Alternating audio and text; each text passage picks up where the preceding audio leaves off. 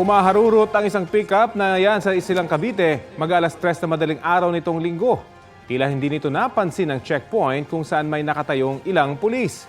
Huminto na lang ang sasakyan matapos makaladkad si Patrolman John Carl Deliola. Naitakbo pa si Deliola sa ospital ngunit binawian din ng buhay. Sugatan ang isa pa niyang kasama. Ang nakabagang driver napagalamang nakainom. Tumanggi siyang magbigay ng pahayag. Ayon sa pamilya ng biktima, itutuloy nila ang reklamo laban sa driver para makamit ang hustisya sa pagpanaw ng kaanak. Kapuso, alamin ang maiinit na balita. Bisitahin at mag-subscribe sa GMA Integrated News sa YouTube.